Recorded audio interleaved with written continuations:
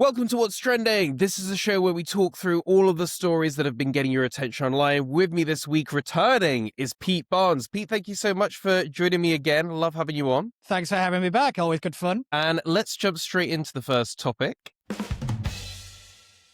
So, oil prices. I mean, my God, all I've heard about this week is oil prices, oil prices, oil prices. Turns out Ed Miliband's windmills were useless. We're not going to be able to run our countries on that.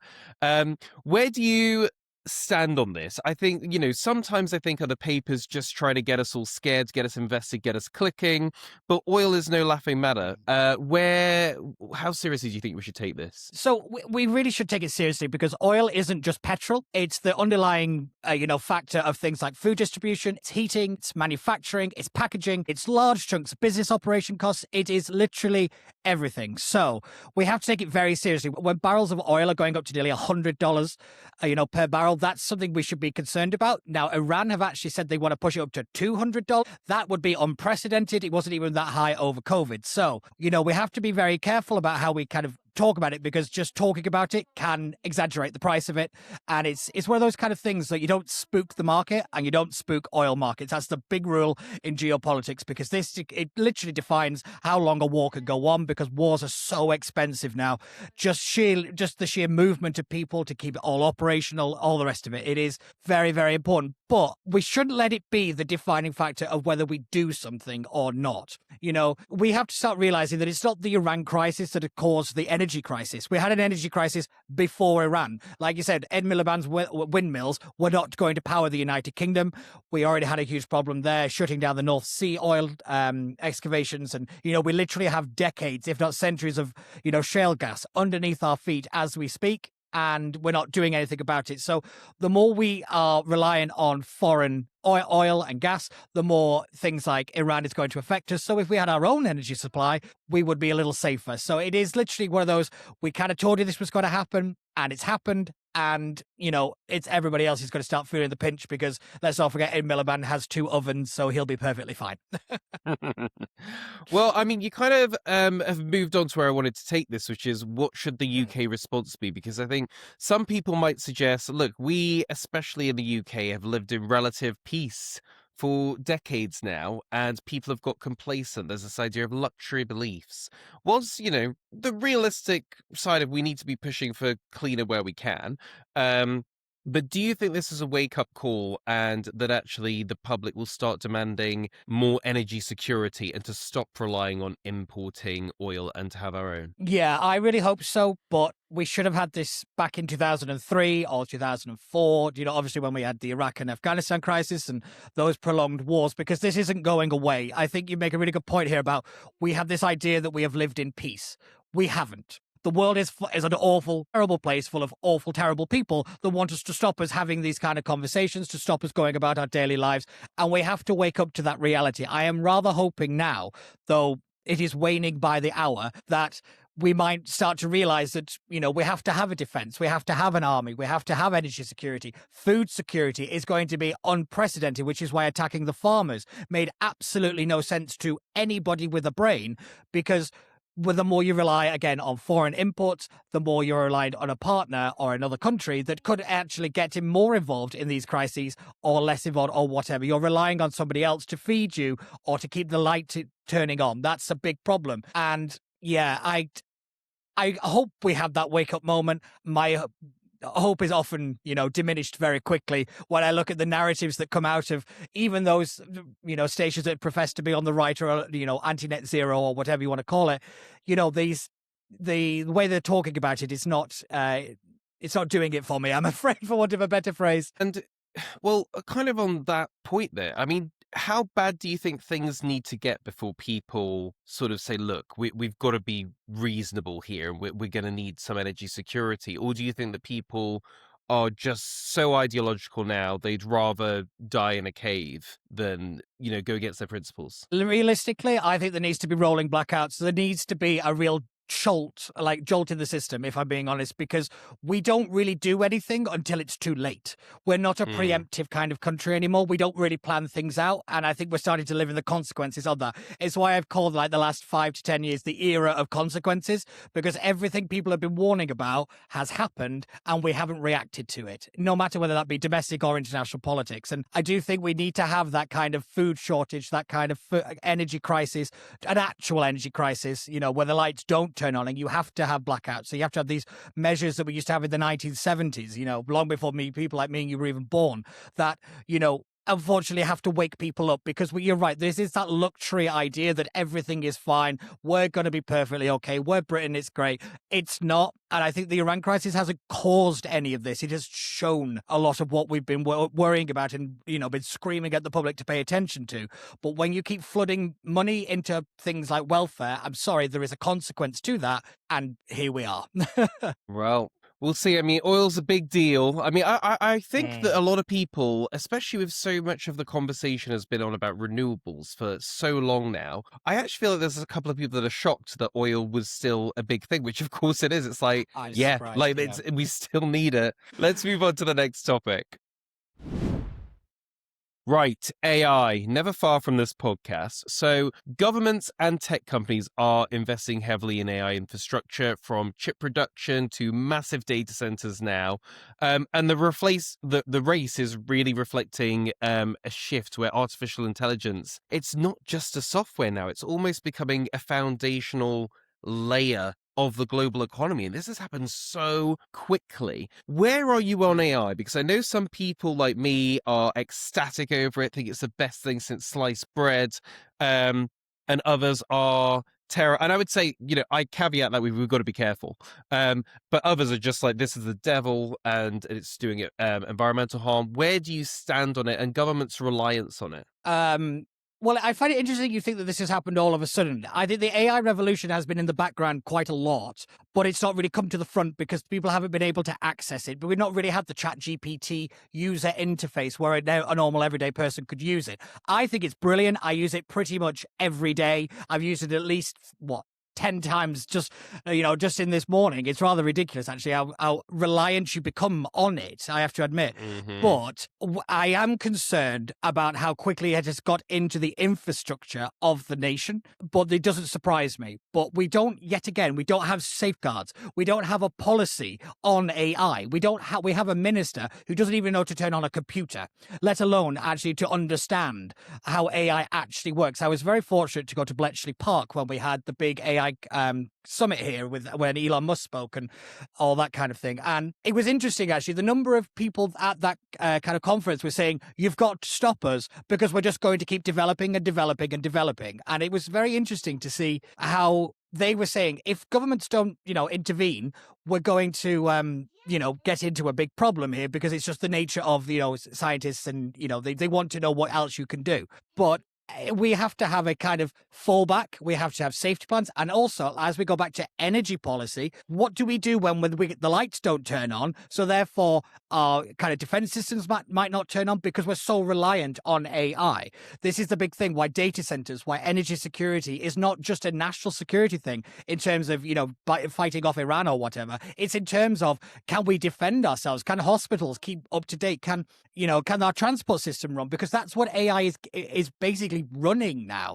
It's not really that it's taking people's jobs. It's more that it's become a tool to make things more efficient. And when efficiency in the kind of AI world is actually optimized, so it means it's stripped bare. There's no safeguards, there's no protection, there's no kind of fallback. We need to put the fallback in, and we've not got that bit yet. And that's very concerning, considering, like you say, the AI is moving so fast now, and our governments haven't even got the shoes on, let alone being able to keep up in the race. So I agree with you to a point. I would say I don't think governments are very good at legislating for AI or any tech in general. I mean, we can get into that they've just expanded the reach of sort of pornography and all of those kind of things. It's like, this makes no real sense. And even how you've kind of put it behind, you have to prove your age now. People just use VPNs. It's like, you've introduced legislation a bit too late, and some that extends a bit further now. It's, where it's like, I don't think if you take the porn thing, so I think they've extended it now to incest porn, but not incest as in real incest, as in like, Night with My Stepmom, but like Yeah, they're yeah. actors. Um, and for me, I'm like, but you could accidentally see that scrolling on Twitter if your algorithms are set up that way. Yeah. Like, are you going to arrest someone for scrolling past two actors, especially in a country where we're not that Mm, against cousin marriages? But yeah. I kind of like I take that as an example of like I feel like you've introduced legislation that it doesn't really reflect what goes on online really, doesn't take into account VPNs. So to put these people that whenever they kind of bring in legislation to do anything with tech, it always seems a bit what? I don't really Mm, know that I would trust them to do anything around AI because they don't have the vision for what it could do. What I would be more comfortable with, I put this to you, is rather than kind of wait to see what AI can do, have a vision for what you want it to do. How do you want it to upgrade the education system? How do you want it to democratize access to health? How do you want it to be integrated into government decisions? And almost build it to that and siphon it down that way, mm. rather than sort of, well, we're going to stop this. It's like, but you can't stop that. I wish we would do that on pretty much everything. It's called vision forward policymaking. In other words, have an end point and build up to it. Don't have, we need to do something now. We're very reactionary when it comes to Mm, technology. And that is why everything kind of feels like, well, what are you doing? Like you say with the VPNs, that's a perfect example of, well, the government was pressured into doing something that it should have, had a vision on, had an idea that was going to be a thing. Because everybody who knows a little bit of about technology said, well, we'll just get around it by a VPN. It was yeah. very obvious to anybody that uses a computer or uses technology on the daily basis that the policy was never going to work. I think what was it? VPN usage went up 500% the day that the Online Harms Act came Yeah. into engagements. It doesn't make any sense, and we don't have vision literally in anything because we're so far behind on so many things that we're reacting, and the world is happening to us. In fact, we're not kind of making events reality. That's the way to think about it. And until we get a grip on things like that, we're always going to be chasing. The big problem you have with a lot of AI companies is where are they based? That is in America. And if you look at how Trump is using things like tariffs, he's using trade arrangements to protect American interests. So basically stopping the EU from banning grok, for example, is a big problem that, European nations are finding because their automatic reaction is to regulate or to ban. America's going, no, no, no, you can't do that. You stop an American company, I'm going to stop all trade to you like he's doing with Spain. So there is a real kind of geopolitical aspect because the digital sovereignty debate, as it's being called, is huge at the moment in the tech sector. Is, well, just because you're based in one country, who gets to regulate you in a different one? Where's the Mm. international police, for want of a better phrase? How does this stuff really work? And that's what governments should be working on, should be getting together and agreeing on this stuff. But, they're all too busy, dealing with other stuff, rightly or wrongly, to Just actually try to realize that last the until future is May. happening now. Yeah. Well, that's a whole other debate, but, there's the thing of, well, what is important? Getting to grips with the AI is very, very important, not just for a nation, but for the world, because it's happening everywhere. It's not nation specific or region specific. So I wish we would get our act together. I hope we get our act together, but I'm not promising anything from the No, people and I know it's that odd are doing a because lot of this work.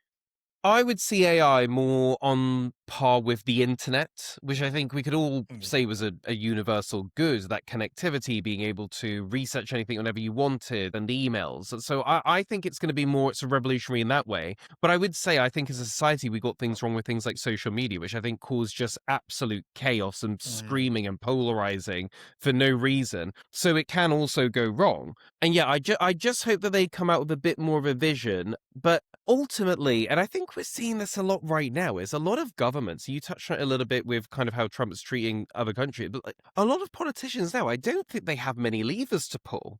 Like, what are you supposed to Yeah. do? Like, the tech is the tech, it does what it Yeah. does.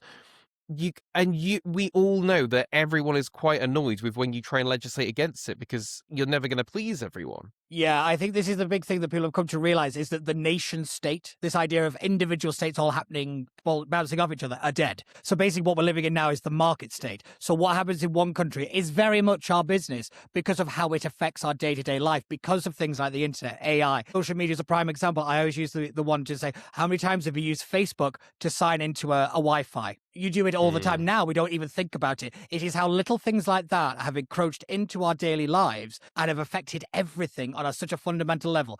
The interesting thing is that just the other day that the House of Lords, I think it was, voted down the 16-year-old threshold for social media, how that's going to play a big factor, how the government has wobbled on that one. The Conservatives are all over the place on that one. Reform UK seem to have not really said very much about it. These things are huge polarizing issues, particularly between the people that have kids, don't have kids, and also the tech users and the non-tech users. We have a huge proportion of the country that is rather like tech phobic, and I think that's a big one as well when you look at what's coming around the corner, cashless society. We are having a big industrial revolution and AI is the driving factor. Cheery note. Let's move on to the next story. You always bring me on to talk about the miserable things. I know, right? Well, let's I can't say the next story is much better, actually. I'm gonna say Peter Mandelson. So I've got to be honest, I haven't properly looked at the news today, and this is a quick changing story. I know you've been across it, so why don't you give the listeners just a bit of an update as to where the story is right now? It'll probably change by the time we finish recording. I was going to say, yeah, by the end of this sentence, it will have already changed. So basically, we had Peter Mandelson was appointed to I don't know how far back we want to go, but he was appointed as US ambassador, UK ambassador to the United States. It is the top job in UK diplomacy. Everybody wants it. It's a huge, huge deal. And basically, it turns out, unbeknownst to Keir Starmer, surprisingly to literally nobody else, he had a friendship with a guy called Jeffrey Epstein, who was a convicted paedophile. He was, he had underage sex and all the rest of it. Pretty dodgy, terrible human being. But Keir Starmer, despite being now told that this guy, Peter Mandelson, should not have that position, he was a reputational risk, is the phrase that these documents use, it's decided to appoint him anyway. So it's now turned into not how bad a person Peter Mandelson is. Everybody knows that the Prince of Darkness was his nickname. If your nickname is the Prince of Darkness, you're not a good person. I'm just throwing that out there. Sometimes it's like Ron Seal. It does exactly what it says on the tin.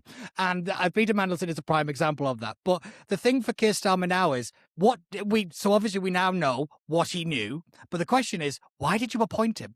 You were told by repeated advisors, don't appoint this guy. And he did it anyway. So, do you really want, as your Prime Minister, the guy who thinks that the mate of a paedophile should have the top job in Washington? Most people in this country seem to be saying no. But I can guarantee you, I could have walked down to the Wetherspoons at the end of my road and asked, should Peter Mandelson, a guy who got fired from Cabinet 3 times for dodgy antics and being involved in passport pushing through applications and dodgy bits here, left, right and centre, should he be back in government? Most people in this country would have said, of course he shouldn't be. It's Peter Mandelson. Keir Starmer went, I don't care. I appointed him anyway. And it seems like he's misled Parliament, that he's misled his party. So he's literally, yet again, clinging onto his job by his teeth. However, he is somewhat of the kind of Teflon Prime Minister. Everything has been thrown at this guy, and he's still in his job. So unless the Labour Party, the MPs, get together and force his resignation, he's not going anywhere. And everyone keeps saying, as you said, about May, and maybe he'll go then. Why would he? Why? You might have all these terrible election results. He's not going anywhere unless you kick the guy out of office, I'm afraid. But yeah, that's kind of where we are right now. There's a police investigation into Mandelson because it seems that he may have given these confidential documents to Jeffrey Epstein over in 2008 when we had the financial crisis and all that kind of stuff. So he made a fortune out of it. And yeah, it's all very dodgy, and he's friends with the former Prince Andrew, the artist formerly known as. But yeah, it's just dodgy. And we're just waiting on these kind of drip feeding from from Downing Street and now from the police of these documents about who said what about who. And it's all very sordid, so therefore everybody loves it. Well, And that's I mean, basically it. there's so many elements to what you said. I mean, first of all, the whole Jeffrey Epstein thing. I mean, he's just this story just keeps going and going, connected to everyone, dodgy with everyone. I saw newspaper reports the other day that they're digging up places where he had houses because they think there might be people buried there. It gets darker and darker. Yeah. You then having reports like, oh, well, actually, his wounds weren't consistent with suicide. It was looked more like strangling. Then you got people saying he's alive. It was fake. Then you've got people saying that he was into UFOs and anti-gravity stuff. And I'm like, it's hard to tell fact from fiction at this point with Jeffrey Epstein. But yeah, clear. That's kind of the point. Sorry to interrupt, but that's kind of the point of him, is that he worked beyond party constraints. He was friends with everybody. That's why Stephen Hawking went to his island, and that's also why Bill Clinton was there. But also, while he was friends with Republicans and all the rest of it, they are desperate to get the link to Donald Trump because of the Mar-a-Lago connection. However, Donald Trump had Jeffrey Epstein kicked out of Mar-a-Lago because of what he was known to get up to. So, that's one thing that everyone's kind of clinging on to. But yeah, my thing with Epstein is he was a financier. So he will know a lot of rich people, and all rich people know each other. In your industry, everybody kind of knows each other. It's the same within the very, very, like in the billionaire world. So that's why he seems to be in everything.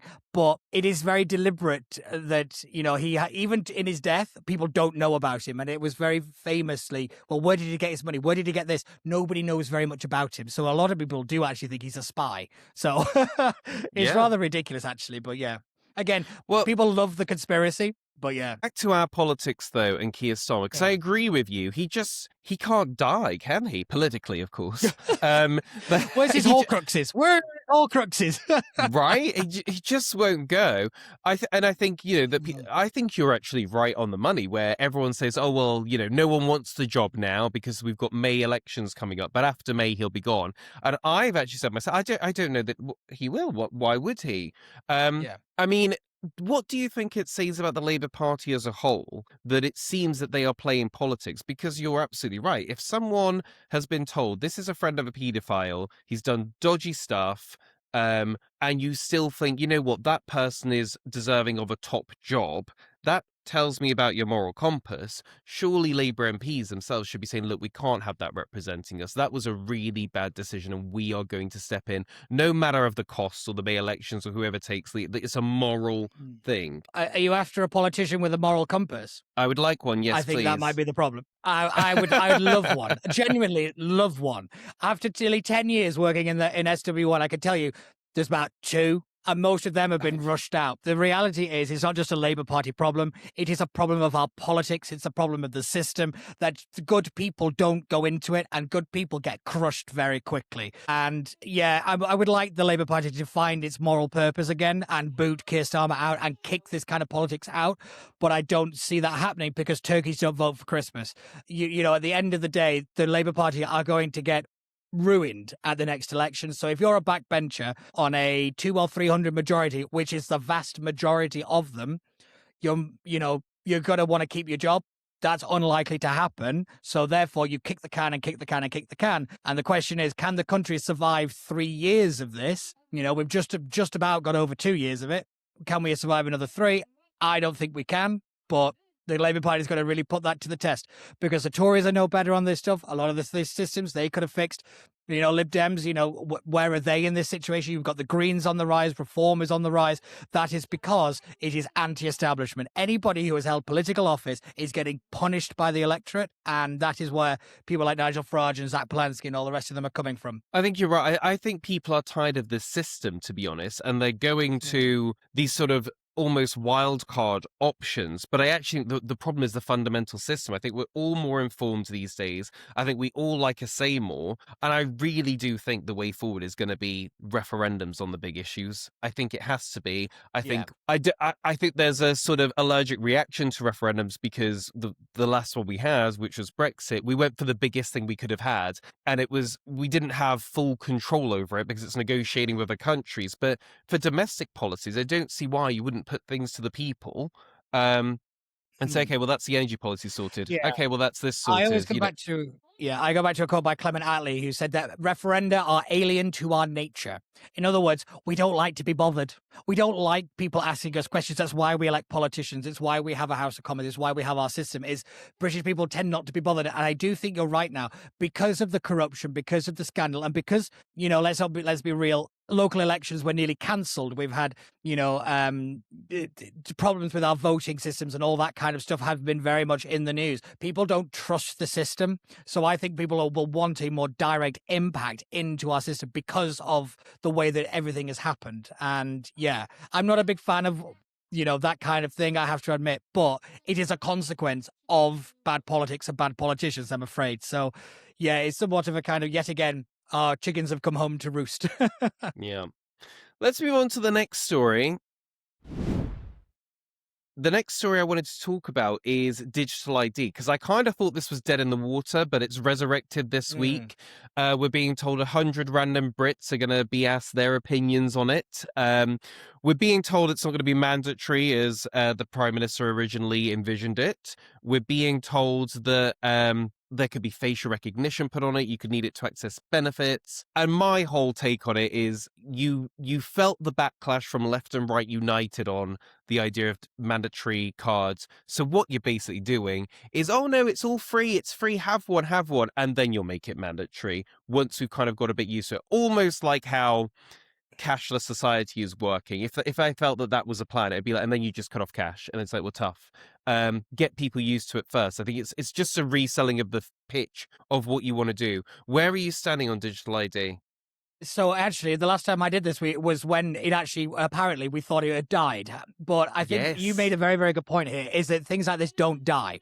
They just get repackaged and reformulated in a different way. What is very interesting about this is look at the fact that Wes Streeting has said that the NHS is not getting involved in this app. Look, when Bridget Phillipson has been very cagey on education getting involved. You got the Work and Pension Secretary. They've said, well, benefits might be involved, but it'll be about reviewing it, not accessing it. There is a lot of tension in the cabinet over whether this is actually going to go ahead, how Number 10 would like it to go ahead.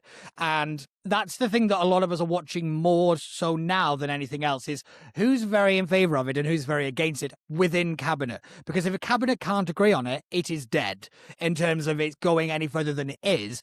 But you're so right that all they do is repackage it and they'll send it off to something else. I still think the best one that you said, I think it was last time, was it'll be given out as a kind of, oh, you'll get into this nightclub for free. It'll be students. It'll be younger people that will be the tool to bring it forward, so that by the time they get to 17-year-olds, say get to, 25, 26, it's natural that you've got it on your phone. I mean, cashless society, yet again, is a prime example of this. Younger people aren't as scared as cashless societies because they don't use cash. So I do think you're right here that it hasn't died by any stretch of the imagination. Darren Jones, who's the private secretary to the Prime Minister, gave this big waffling speech about how it's going to save us all so much time, and everyone was just like, you don't believe a word that's coming out of your mouth, do you? It was actually quite embarrassing to watch, I have to admit. But it's past the popcorn when it's Darren Jones, because he might say something stupid.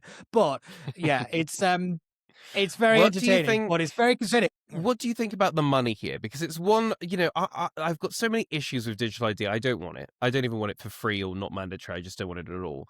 But the money that's being spent, I believe they're not even specifying how much it's going to actually cost. And we know with government things, you can add 4 zeros onto the end of it anyway. But to me, is this just you want to get your mates rich? Like, I don't understand why at a time where there's a cost of living crisis, where we need armory to potentially fight a war, why on earth are you pouring billions of pounds onto this scheme no one asked for? Yeah, this has been a big question around SW1 and Westminster, because a lot of us don't understand why they're plowing ahead with it, unless you go down the rather conspiratorial, rather dark side of it, is this is what they always wanted.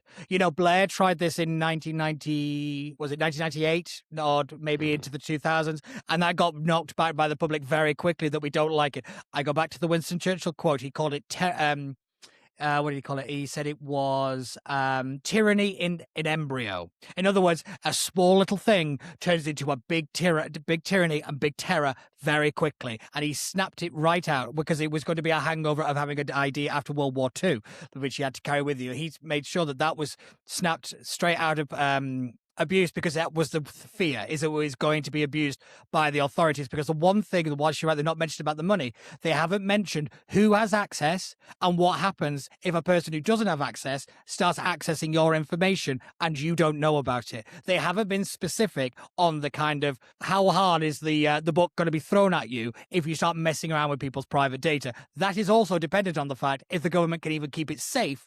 Because I go back to the Afghan leak, where literally just a few, what was it, last year, we had hundreds of thousands of names leaked on the internet, and we didn't know for a year and a half. I mean, Right. I don't. It's stunning to me. And just, I think it was the day of the Iran crisis when that started. Keir Starmer came out and said companies have to shore up their digital security that very afternoon. So, in what world is any of this a good idea? It's just not. But it is, I think, a scrambling government looking for something to cling to on the aims of it might make something a little better. What is also interesting is this was brought in to stop illegal migration. Wasn't even mentioned by Darren Jones once. Not once in that entire speech. So it was brought in, I think, because they don't have anything else to announce, which is terrifying. It is terrifying. I mean, that's our British politics at the moment in one word. It's just terrifying. I can't believe these people are running the country. It's insane. Let's end on a slightly more positive story of our time. Well, I say this. So World Mobile Congress basically revealed the next wave of smartphones. I think one of the things that people are saying is like, has technology really peaked when it comes to hardware? Obviously software, and we've got AI now. That's booming. But has the smartphone peaked now? What do you think? Is there any tech devices you want to exist other than the hoverboards that don't currently exist? Like, what would you like to? How would you like to see tech evolve? Yeah, it's interesting, really, because it's gone as a plateau. In other words, things have just kind of got a little bit better, not newer. If you know what I mean. Like a mobile phone has basically been the same since an iPhone. And as far as I can really remember, everything has rather stayed the same. Maybe with AI, we might get the new generation of something, but it just seemed, I do think you're right, that things just seem to have gone, that's it. This is the best as we could do now. And it might just be a technological, we don't know how to do the next thing, or we don't have the resources or the material, or there's something, that we don't know about that's blocking a lot of this. Yeah, since 2018 to 2020, that era was kind of, this is it. This is as good as you're getting, and get used to it. I want my hoverboard. I know my father always says, where's my flying car? Because that was the thing of their generation, was they were promised that everybody would be flying a car. I mean, I look at most people driving now. I don't think putting them in the sky is a good idea. Call me a cynic or a skeptic, but yeah, I don't think that's the best idea. But yeah, the one thing I would maybe like. Do you know what I'm up for? Yeah. I'm up for like personal drone flight, which is basically the idea. I think either a backpack or a belt, and the propellers come out. You kind of select where you're going, and the AI would fly you. So I wouldn't be driving it, but it would just kind of fly you to where you're going. You go over the rooftops. I'm like, as long as I wouldn't want to be the first one in it. But after a year of no one falling out of the sky, you go first. After a year of no one falling out of the sky, I would definitely get me one of those. Just nice little travel to go local. Obviously, you're not going to America on it. Or Interesting, like you bring this one up, because the next major one, I suppose, realistically, is driverless, autonomous cars. The problem is, if you look at most of the polling on it, people aren't getting into a driverless car. What they will do is they don't mind freights, the movement of goods, not people. So this is where a lot of it is looking. So if you look at Google, for example, their driverless program shifted very quickly from personal cars to heavy goods vehicles or automatic shipping, kind of like drone ships, I suppose you could call them, but like that kind of stuff. So that's where that market's going first. And it's actually interesting because that's where cars went first. It wasn't actually everybody would have their own individual car. That was Henry Ford. The major movement was actually to move goods around the country quicker. So if that kind of kicks off and that kind of hooks in, then we might get your backpack. But until the public as a whole, and I mean when I say the public, i.e. the world, is used to the idea of something on the roads that is driverless and doesn't cause as many accidents, it'll be a while, I think. Maybe we might get our pension if that's still a thing, and then we'll get our drone. But I think Interesting. drone and then pension might be more realistic. Well, the other kind of drone that I really want is almost, I mean, not to sound too vain, but almost like a selfie drone. In the sense, I've got kids. It's really hard to get a nice picture of the family or like I would love to have just like a handheld little tiny drone that goes up and it knows where you are, facial recognition of the family, and it can take some pictures for you. And then I don't have to worry about getting out the camera or anything like that. It's just there doing its thing, and then I've got some nice pictures of the day. I can't believe that doesn't exist yet. I think that should be on the precipice. I bet that might be in the glasses because AI, like wearable tech, it seems to be the next big thing, doesn't it? Well, I suppose it is the thing now because you got I think Ray-Bans have got they've got like Meta glasses now and all this kind of stuff. So maybe you might have to all stand in a mirror, but that might be how you do it. Maybe. And then the final one, I actually don't love having a mobile phone. I don't love having to think about where it is all the time. I don't love this chunky thing in my pocket. I'm probably the only person that doesn't have a smartwatch at this point, but I'm holding out. I don't have one. I think, I don't have one. oh, well done. I think the next big thing would be perfecting the smartwatch, like a slightly bigger screen. Like I can do everything I can on my phone with it, but also the health monitoring really interests me. The idea it could tell you that you've got a problem before your doctor would know, and almost automatically AI send it to your doctor and book your appointment. I'm up for that. So I'm not getting a smartwatch yet, but once it can do that kind of stuff, I'm all in. Yeah, 100%. I think I always say you look like a spy kid, with a giant chunky thing on your wrist. Particularly if you're out for like a very nice evening, say if you're in a tux or something, take your smartwatch off. You look like a spy kid. You look ridiculous. But it's just one of my personal bugbears. But I do think you're right. I think in the health side of things, spot on, because imagine if you've got like anaphylactic shocks or you've got something, like a long-term illness. If you could have a way to get an ambulance quicker because it's a predicted thing or whatever, all in favor of that. I think that would be brilliant. My bigger problem would be hypochondriacs getting hold of it and therefore calling an ambulance every 10 minutes because they had a higher blood pressure than they thought they would do. My thing is we can't have anything nice because people like to ruin it. So True. yeah, although maybe. I even think I do think you're right with the smartwatch. Yeah, I do think with health now, though, I think a lot of people, they used to say don't Google it because it'll tell you the worst case scenario. But I think now people are AIing their health concerns, and actually AI is giving them reasonable. Some people are going into the doctors with, here's what AI said I have, and the doctor's like, oh yeah, cool. So we'll see. Most medical doctors look things up on AI anyway, so you're right, just cutting out the middleman, I suppose. Yeah. Right.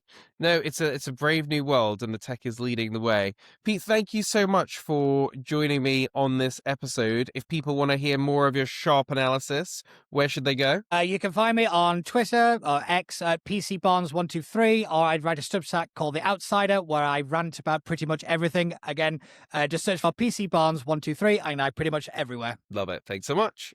Subscribe for more content.